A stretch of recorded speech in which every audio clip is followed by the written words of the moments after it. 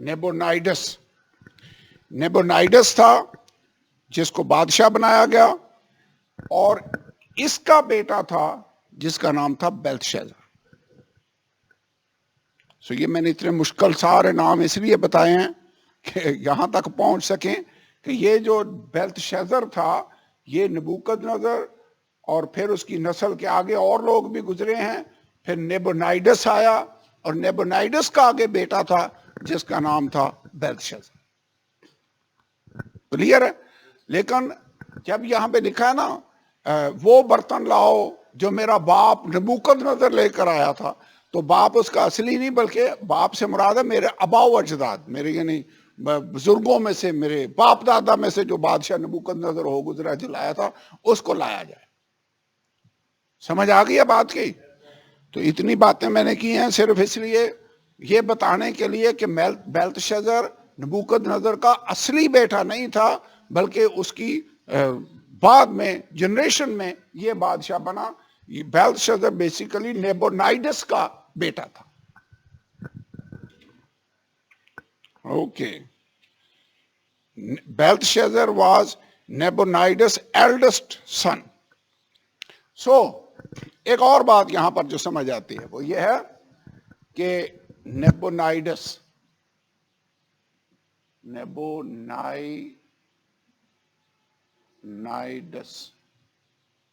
یہ تھا بادشاہ. اس کے بعد اس کا بیٹا تھا بیلتشازر، اور اس نے کہا جو یہ لکھائی جو دیوار پر لکھی گئی ہے اس کو پڑھ دے تو وہ تیسرے درجے کا حاکم ہوگا. یہ کیوں نہیں کہا کہ وہ چوتھے درجے کا یا پہلے درجے کا حاکم ہوگا؟ چونکہ یہ خود بیلتشازر پہلے نمبر پر نہیں تھا، یہ دوسرے درجے کا بادشاہ تھا. بیسیکلی بادشاہ اس کا باپ تھا، یہ اس کے ساتھ سیکنڈ ان کمانڈ تھا، اس کے ساتھ مل کر یہ بادشاہی کر رہا تھا. یہ دوسرے درجے کا حاکم تھا. آپ کو یاد ہوگا فرعون نے جب یوسف کو بادشاہ مقرر کیا تو اس نے کہا میں تیرے اوپر ہوں گا اور میرے بعد تو حکمران ہوگا. یعنی he was second in command. Number 2 پر ہے وہ. نمبر 1 پر فرعون ہے، نمبر 2 پر یوسف تھا. اسی طرح نیبونائیڈس جو ہے وہ نمبر 1 پر ہے، نمبر 2 پر ہے بیلتشازر. اور بیلتشازر نے جب دیکھا کہ یہ پتہ نہیں کیا اب خدا کی طرف سے یہ دیوار پر لکھا گیا ہے، تو اس نے کہا کہ باقی تو نہیں پڑھ سکے، جو پڑھے گا اس کو میں تیسرے درجے کا حاکم بنا دوں گا. تو تیسرے درجے کا حاکم پھر بعد میں دانیل کو بنایا گیا جب اس نے اس تحریر اور اس لکھائی کو پڑھ دیا. بات سمجھ میں آتی ہے کیوں اس نے کہا کہ تیسرے درجے کا حاکم میں تجھے بنا دوں گا. اوکے.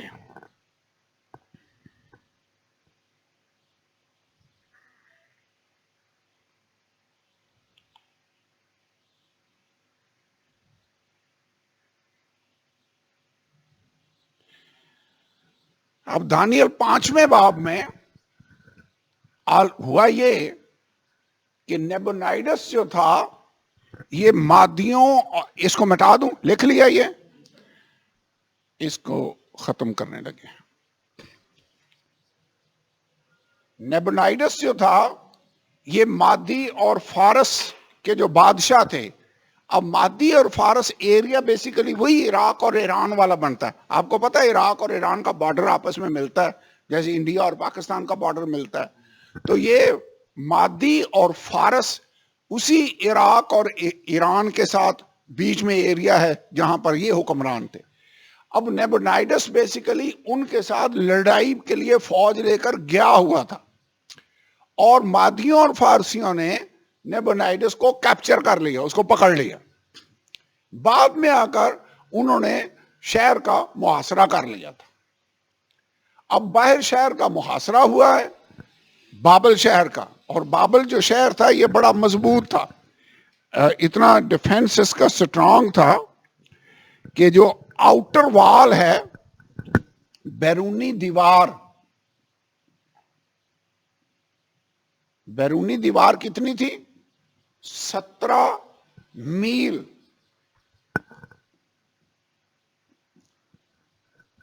نہیں، میں 17 میل نہیں لکھتے، میرے خیال میں ہمیں زیادہ سمجھ آتی ہے کلومیٹروں کی، 27 کلومیٹر لکھتے ہیں۔ یہاں آج کل تو میل چل ہی نہیں رہے، ہمارے تو کلومیٹر چلتے ہیں۔ تو 27 کلومیٹر یہ دیوار تھی۔ اس کے بعد دیواریں جو ہیں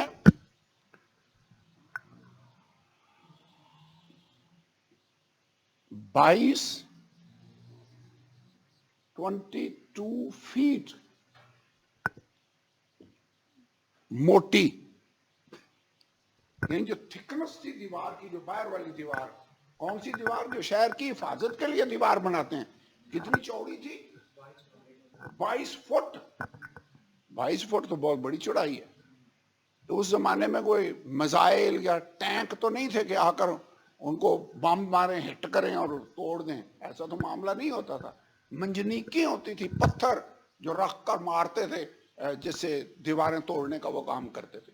لیکن یہ جو تھی یہ 22 فٹ موٹی، 90 فٹ ہائی۔ اونچائی دیوار کی کتنی ہے؟ 90 فٹ۔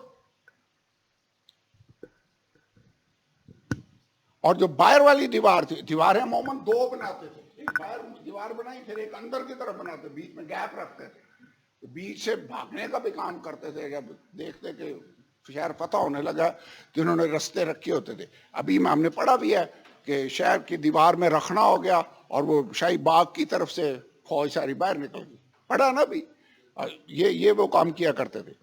تو اس کے اوپر ٹاور بھی بنے ہوئے تھے، جو گارڈ اوپر بیٹھتے تھے۔ یہ یہاں پہ یہ لکھا ہوا ہے کہ آؤٹر وال also had guard towers another 100 feet high، اور 100 فٹ وہ بھی اونچے تھے جس کے اوپر گارڈ بیٹھ کر نگرانی کیا کرتے تھے۔ اوکے، جو شہر کے گیٹ تھے وہ پیتل کے بنے ہوئے تھے، برونز۔ آپ کو پتا ان کو توڑنا بڑا مشکل کام تھا۔ اور اس کے بعد اس شہر کو جو فتح کرنا تھا وہ بہت ہی مشکل کام تھا، لیکن خدا نے آلریڈی شاہ فارس خورس کے لیے پیشن گوئی کر دی تھی کہ کیسے میں تجھے فتح دوں گا۔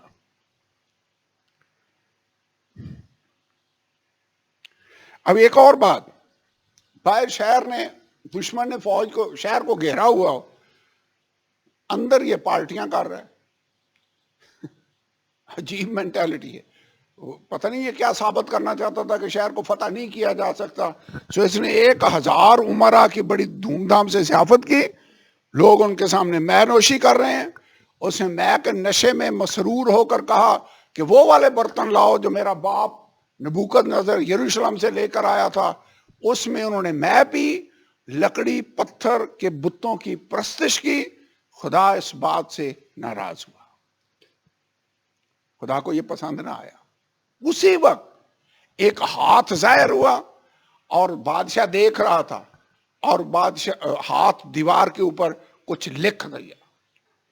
اب وہ لکھا ایسے الفاظ میں گیا کہ جتنے علم والے لوگ تھے، حکمت والے لوگ تھے، وہ اس کو پڑھنے کی کوشش کر رہے ہیں اور ان سے پڑھا نہیں جا رہا۔ ویسے آپ کہہ سکتے ہیں یہ میسج تھا جو غیر زبانوں میں دیا گیا، ہو سکتا اگر پرانے عہد میں کوئی اگزامپل ہو جہاں پر خدا کی طرف سے میسج غیر زبان میں ہو اور ساتھ اس کا ترجمہ ہو، تو یہ اگزامپل یہاں پر ہے۔ میسج غیر زبان میں دیا گیا، خدا نے دانیل کو سمجھ دی کہ وہ اس کا ترجمہ کر سکے۔ آج کل بھی ایسے ہوتا ہے، خدا کلیسیا سے کلام کرتا ہے، نعمتیں اس نے دی ہوئی ہیں۔ کنتھیوں کا خط 12 باب یاد ہے، ہم نے پڑھا تھا، 9 نعمتوں کا ذکر ہے جس میں سے ایک نعمت غیر زبانیں ہیں، اور اس کی اولڈ ٹیسٹمنٹ میں یہ زبردست اگزامپل ہے کہ وہاں پر ایک رائٹنگ ظاہر ہوئی، ایک میسج لکھا ہوا نظر آ گیا، اور پھر اس کو کوئی پڑھ بھی نہیں سکتا تھا کہ یہ کیا لکھا ہوا ہے۔ اب دانیل کے بارے میں ریپوٹیشن تھی، بائبل کے اندر لکھا ہوا ہے جب اس کو مطلب سمجھ نہ آئے بادشاہ کا رنگ فک ہو گیا, اڑ گیا, اس کی عمر آپ پریشان ہو گئے. 10 آیت 9 آیت تک ہم نے پڑھ لی ہے, 10ویں آیت ہم پڑھنے لگے. اب بادشاہ اور اس کی عمرا کی باتیں سن کر بادشاہ کی والدہ جشن گاہ میں آئی, یعنی نیبونائیڈس کی مسز, بیلتشازر کی ماں, یہ اندر آ گئی اور کہنے لگی اے بادشاہ تو جیتا اب تک جیتا رہے, تیرے خیالات تجھ کو پریشان نہ کریں, تیرا چہرہ متغیر نہ ہو. تیری مملکت میں ایک شخص ہے جس میں قدوس الہوں کی روح ہے. ویسے دانیل کی شہرت ہے, کتنے سال ہو گئے ہیں. جب یہ نوجوان تھا جب آیا تھا بابل میں قیدی بن کر, ابھی مجھے لگتا ہے یہ 70-80 سال سے زیادہ عمر کا ہو گیا, یہ بزرگ اب, لیکن اس کی شہرت ہے. کہتے ہیں اس میں مقدس الہوں کی روح ہے. تیرے باپ کے ایام میں نور اور دانش اور حکمت, الہوں کی حکمت کی مانند اس میں پائی جاتی تھی. اس کو نبوکد نظر بادشاہ تیرے باپ نے ساحروں اور نجومیوں اور قصدیوں اور فالگیروں کا سردار بنایا تھا, کیونکہ اس میں ایک فاضل روح اور دانش اور عقل اور خوابوں کی تعبیر اور عقدہ کشائی اور حل مشکلات کی قوت تھی. اسی دانیل میں جس کا نام بادشاہ نے بیلتشازر رکھا تھا, تب دانیل کو بلوا اور مطلب بتائے گا. ویسے اس بزرگ ماں کو کتنا کانفیڈنس ہے, اس نے کہا ان سے مسئلہ حل نہ ہوا, وہ بندہ ہے اس کو بلا, دانیل کو, وہ مطلب بتائے گا. تب دانیل بادشاہ کے حضور حاضر کیا گیا. بادشاہ نے دانیل سے پوچھا کیا تو وہی دانیل ہے جو یہودا کے اسیروں میں سے ہے, جس کو بادشاہ میرا باپ یہودا سے لایا؟ میں نے تیری بابت سنا ہے کہ الہوں کی روح تجھ میں ہے اور نور اور دانش اور کامل حکمت تجھ میں ہے. حکیم اور نجومی میرے سامنے حضور حاضر کیے گئے تاکہ اس نوشتہ کو پڑھیں اور اس کا مطلب مجھ سے بیان کریں, لیکن وہ اس کا مطلب بیان نہیں کر سکے.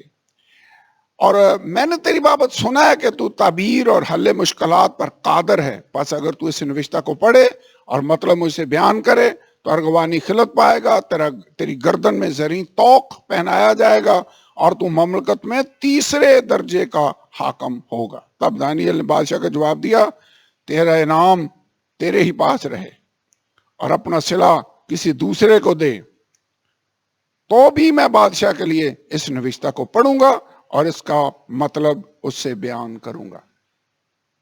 مجھے انعام اور صلے کی اتنی وہ لالچ نہیں ہے, تو اپنا انعام کسی اور کو دے دے, تیرا صلہ رتبہ تیرے پاس ہی رہے, لیکن تیرا کام میں کرتا ہوں, تیرا مطلب میں پڑھ کے بتاتا ہوں. اور اے بادشاہ خدا تعالیٰ نے نبوکد نظر تیرے باپ کو سلطنت اور حشمت اور شوکت اور عزت بخشی. اس حشمت کے سبب سے جو اس نے اسے بخشی, تمام لوگ اور امتیں اور اہل لغت اس کے حضور لرزاں اور ترساں ہوئے. اس نے جس کو چاہا ہلاک کیا, جس کو چاہا زندہ رکھا, جس کو چاہا سرفراز کیا, جس کو چاہا ذلیل کیا.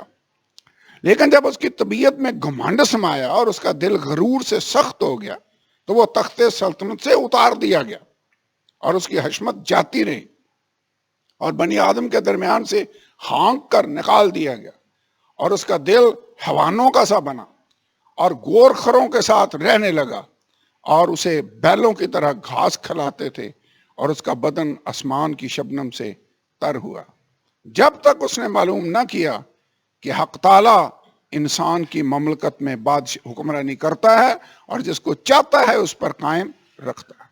یہ ویسے اس نے پچھلے والے خواب کو رپیٹ کیا. اس نے کہا یہ تجربہ نبوکد نظر کو ہو چکا تھا, وہ مغرور ہوا تو اسے جانور بنا دیا گیا, بیل کی طرح گھاس کھانے لگا.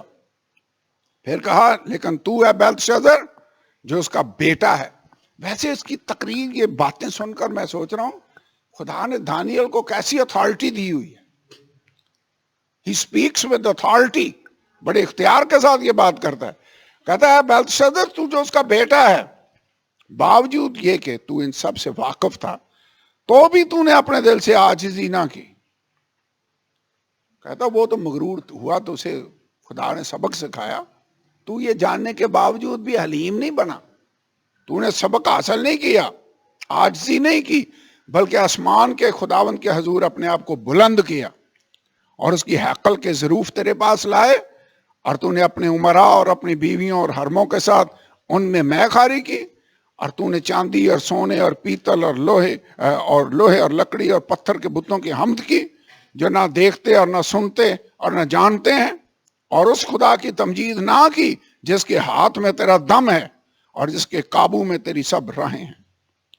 بس اس کی طرف سے، یعنی اس خدا کی طرف سے، آسمان کے خدا کی طرف سے ہاتھ کا وہ حصہ بھیجا گیا اور یہ نوشتہ لکھا گیا، اور وہ نوشتہ یہ ہے۔ ویسے میسج پڑھنے سے پہلے اس نے میسج بھی اس کو دیا، وہ تحریر پڑھنے سے پہلے اس نے اسے بتایا کہ تو نے حلیمی اختیار نہیں کی، جس وجہ سے یہ سارا کام ہوا ہے۔ اب وہ پڑھنے لگا، کہتا وہ نوشتہ یہ ہے، میں نے تکیل و فرسین، اس کے معنی یہ ہے میں یعنی خدا نے تیری مملکت کا حساب، میں نے کا مطلب ہے حساب کیا، لفظ ایک ہی ہے، اس نے اس کا پورا وضاحت سے کیا، خدا نے تیری مملکت کا حساب کیا اور اسے تمام کر ڈالا۔ لکھا لفظ میں نے ایک ہی گیا ہے غیر زبان میں، لیکن جب اس کا ترجمہ کیا یا سمجھ لیں اس کو ایکسپلین کیا تو اس نے پورا جملہ بتایا کہ اس کا مطلب یہ ہے، حساب کیا کیا اور تمام کیا کر ڈالا۔ تکیل، یہ تو میں نے کا مطلب ہو گیا، تکیل یعنی تو ترازو میں تولا گیا، تکیل کا مطلب ہے تولا گیا، تیرا حساب کیا گیا، تولا گیا، تو تولا گیا، کیا تولا گیا؟ ترازو میں تولا گیا، اور تولا گیا تو رزلٹ کیا نکلا؟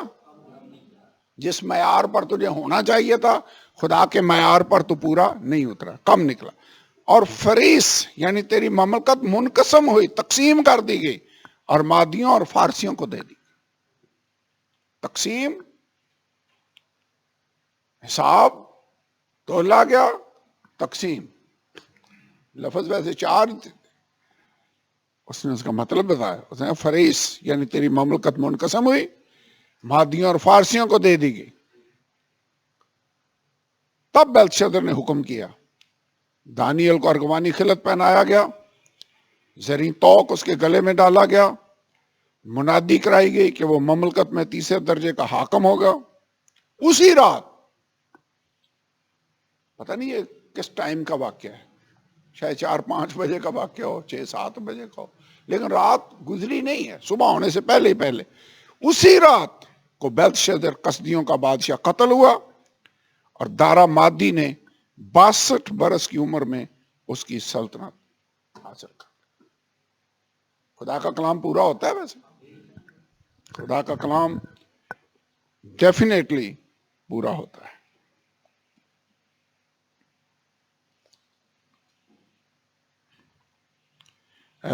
2-3 حوالے اور ہیں جن کو میں چاہتا ہوں کہ ہم پڑھیں۔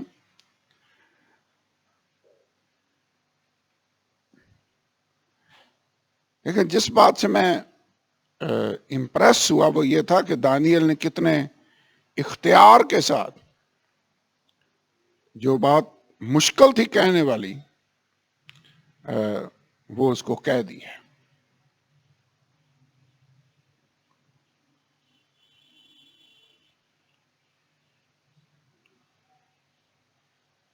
یسایہ 44واں باب اگر آپ پڑھیں، 28ویں آیت۔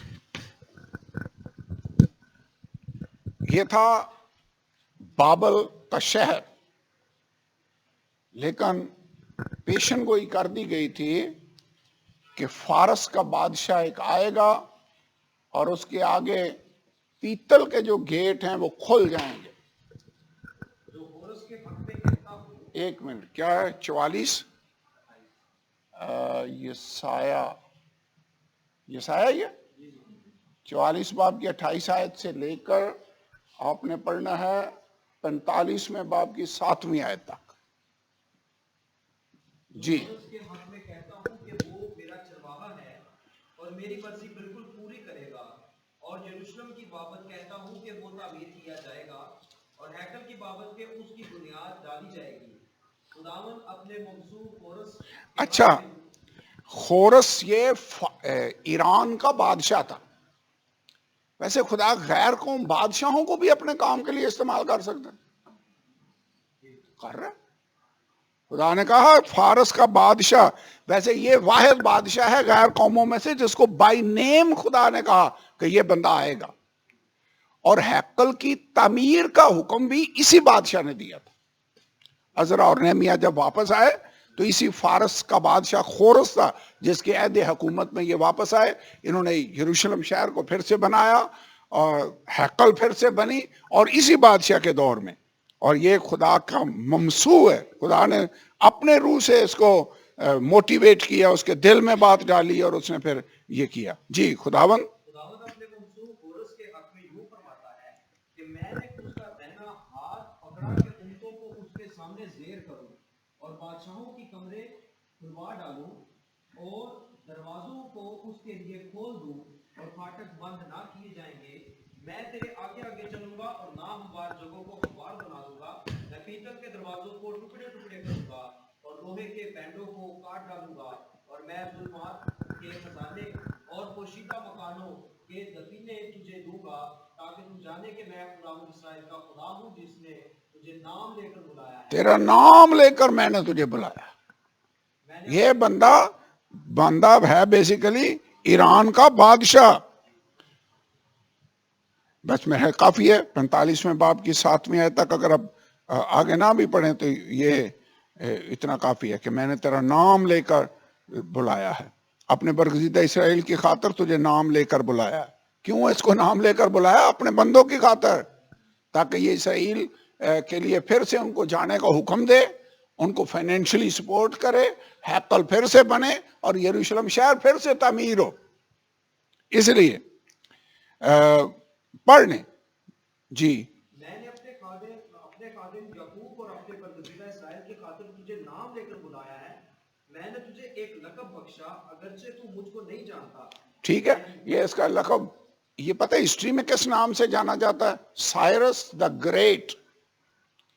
خورس شاہ فارس، خورس اس کو کہا جاتا ہے. سائرس دا گریٹ یہ اس کا نام ہوا کرتا تھا. جی میں ہی خداوند ہوں اور کوئی نہیں، میرے سوا کوئی خدا نہیں. میں نے تیری کمر باندھی اور اگرچہ تو نے مجھے نہ پہچانا، تاکہ مشرق سے مغرب تک لوگ جان لیں کہ میرے سوا کوئی نہیں. میں ہی خداوند ہوں، میرے سوا کوئی دوسرا نہیں. میں ہی روشنی کا موجد اور تاریکی کا خالق ہوں. میں سلامتی کا بانی اور بلا کو پیدا کرنے والا ہوں. میں ہی خداوند یہ سب کچھ کرنے والا ہوں. بس اتنا کافی ہے. یرمیہ 51 باب.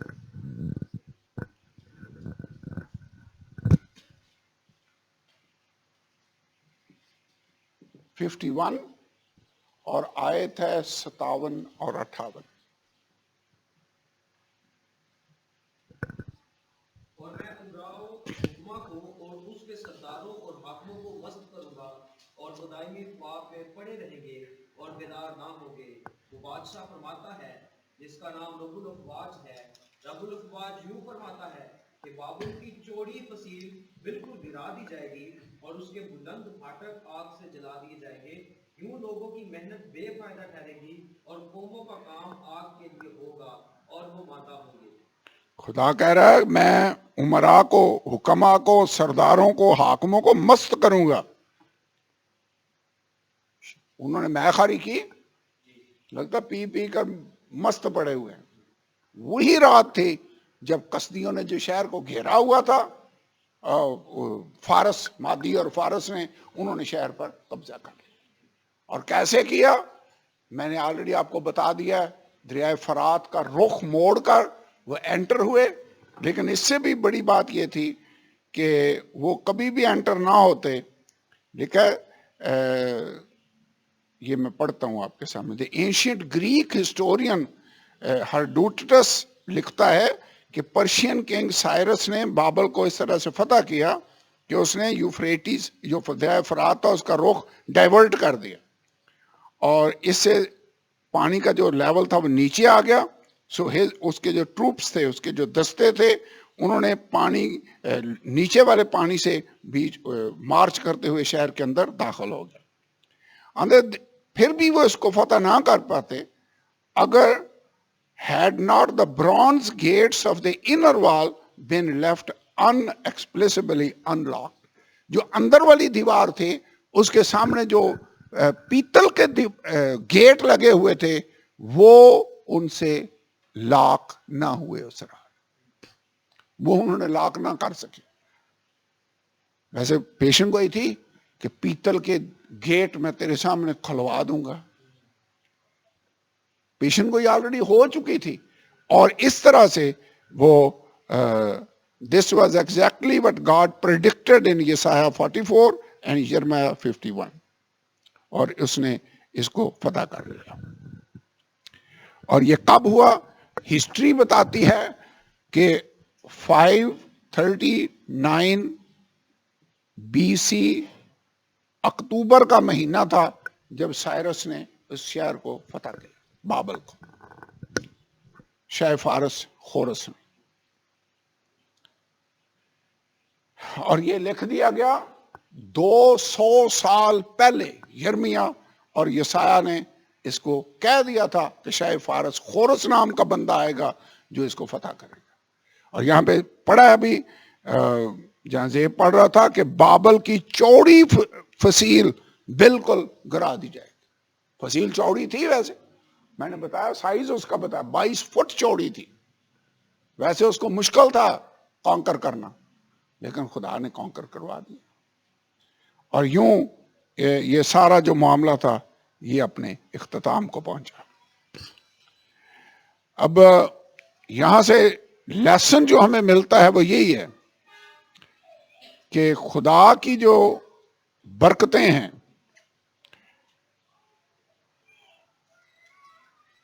خدا کے لیے جو ڈیڈیکیٹڈ چیزیں ہیں ان کو اگر آپ دیگر چیزوں کے لیے استعمال کریں گے تو خدا اس بات کو پسند نہیں کرتا.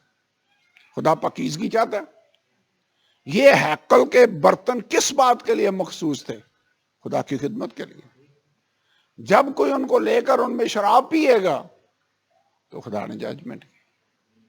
اور یہاں پر عجیب طور سے ایک ہاتھ ظاہر ہوا اور اس نے لکھا. اور یہاں پر پھر دانیل کو جو خدا نے خاص نعمت دی ہوئی ہے، برکت دی ہے خوابوں کا مطلب بیان کرنے کی، اور یہ تحریریں پڑھنے کا میسج جو خدا کی طرف سے میسج ہو، یہ اس کا ترجمہ بھی کرتا ہے اور اس کو سمجھاتا بھی ہے. ویسے بائبل میں لکھا ہے بڑی سے بڑی روحانی نعمتوں کی آرزو رکھو. ہمیں بھی ایسی برکتوں کی ضرورت ہے.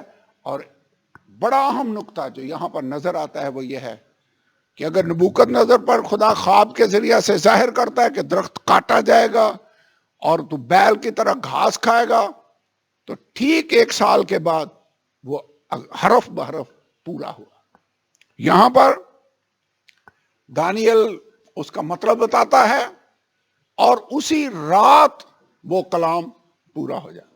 میں ویسے سوچ رہا تھا دانیل کو تو بادشاہی 3 درجے کی چند گھنٹوں کے لیے ملی ہے.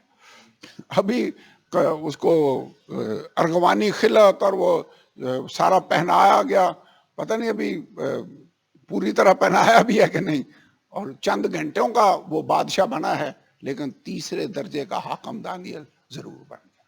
اور پھر جب یہ دارا مادی بادشاہ بن جاتا ہے، خورس اس کے ساتھ ہے، تو انہوں نے بھی دانیل کو سرفراز ہی رکھا. حکومتیں بدلتی جا رہی ہیں، بادشاہ بدلتے جا رہے ہیں. بابل کا بادشاہ نبوکد نظر جاتا ہے اور آ جاتا ہے، پھر بیلتشازر آ جاتا ہے، دانیل سرفراز ہوتا جا رہا ہے. اور مادی اور فارس کی بادشاہی آ گئی ہے، دانیل وہیں کا وہیں ہے. جو شروع میں ویسے ہم نے پڑھا تھا وہ کیا پڑھا تھا؟ اگر میں اس آیت کو پھر سے پڑھنا چاہوں تو یہاں پر لکھا یہی ہے کہ دانیل 21ویں آیت، پہلے باب کی 21ویں آیت، 10 درجے باقیوں سے ان کو بہتر پایا گیا اور دانیل خورس بادشاہ کے پہلے سال تک زندہ تھا. عجیب خدا نے اس بندے کو بھی خدمت دی ہے. اس بندے کو خدا نے کیسی برکت عطا کی ہے کہ وقت گزرتا جا رہا ہے، بادشاہیاں بدلتی جا رہی ہیں، لیکن دانیل وہیں کا وہیں کھڑا ہوا ہے اور خدا اسے برکت دے رہا ہے اور استعمال کر رہا ہے. سو آئیے یہیں پر ہم اپنے لیسن کو آج ختم کرنا چاہتے ہیں. سو لگتا یہ ہے، ایک سیکنڈ یہ بات سن لیں، لگتا یہ تھا کہ بابل اتنا سیکیور ہے کہ اس کو فتح کرنا ناممکن ہے، لیکن فتح ہو گیا. خدا کر سکتا ہے. خدا اگر پیشن گوئی ہے تو وہ حرف بحرف پوری ہوگی. خدا کا کلام پورا ہوتا ہے. اسی رات پورا ہو گیا. بابل کے بادشاہ نبوکدنیزر کی زندگی میں 1 سال کے بعد وہ پورا ہو گیا. خدا کا ہم شکر ادا کریں. آئیے کھڑے ہوں، دعا کریں اور